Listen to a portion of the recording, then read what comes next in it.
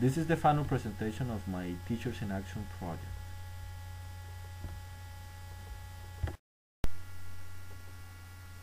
My name is Carlos Remolina and I'm majoring into social sciences education.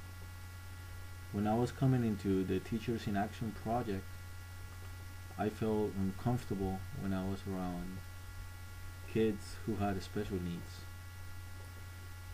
Not uncomfortable because of them, but because I didn't know how to behave. I didn't want to hurt their feelings. I wanted to be extra careful so I wouldn't hurt them.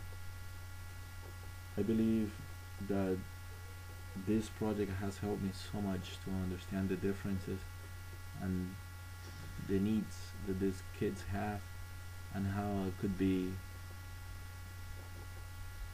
somehow of help for their learning process.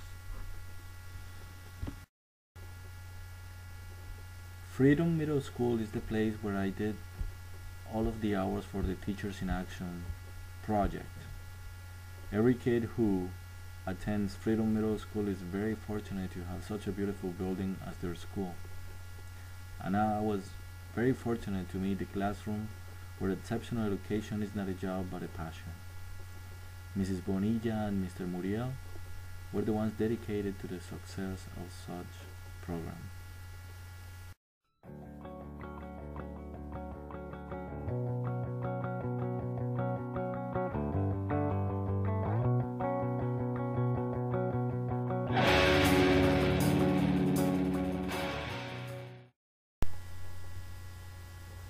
When I got to the classroom, I noticed that there were different activities designed for students, so the day wouldn't be a long block of learning, no. So they would have different breaks within activities, so their learning process would be more fun. Then, instead of trying to create an activity for everybody,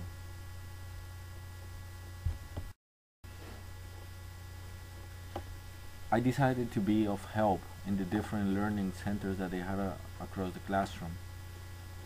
For example, when they were on the computers and Mr. Muriel was with them, then I would focus on the students that were in the different desks, who were working probably on vocab exercises, and then try to have a one-on-one conversation.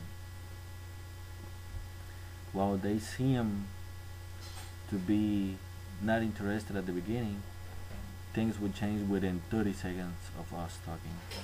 I would feel the bond being built between the student and myself. In my case, I loved sports. I love to play soccer. I try to keep active, playing 3 times a week, 2 times a week. And I noticed that some of the students there also like sports, especially male students. Out of the 12 students there in this special needs class, 3 of them were able to go into gym class with the regular kids. Every time they would come back with a story, and you could just see the excitement on their faces. It was really nice to be present there and hear the excitement coming out of their words.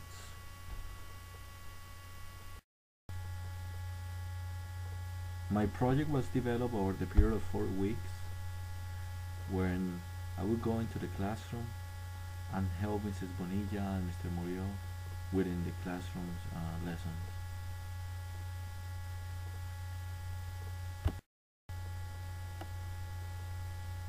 Here we can see 3 of the most advanced kids of the class. Kyle and his friends are doing some games, some simulations on the computer to learn new vocabulary words about calendar, about time, such as year, month, hour, minute, second.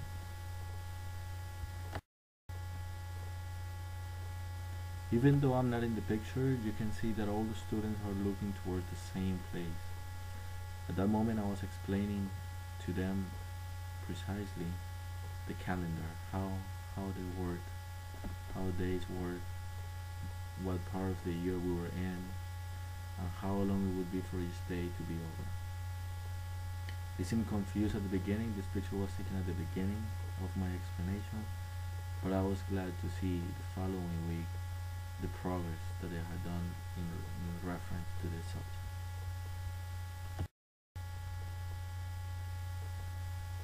But not everything was a lot of learning. No, there was also time for having fun. In this case, I'm coloring a book with one of the students, and we're trying to distinguish the different colors and how they are applied in nature and in creation.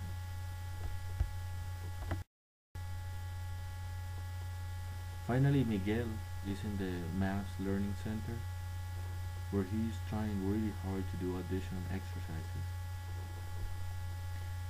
My duty right there was to check the problems that he was doing and help him find the solution for them whenever they needed to be corrected. But for the most part, he was able to do very well on them.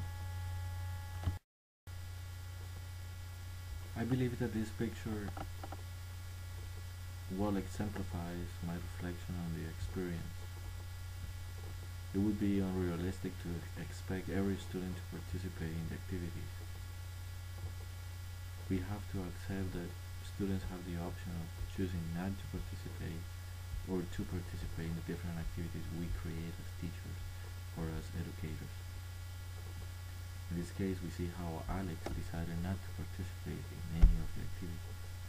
That doesn't mean that we didn't try to get him engaged in them, but at the same time we had to accept that he took that decision and we let him take a break. The same way, when I look at kids with special needs, I try to give them a break and to recognize their abilities even though they have some problems in some parts of their life. They are very special kids with great feelings and great hearts. I'll be remembering their faces and their circumstances for a very, very long time.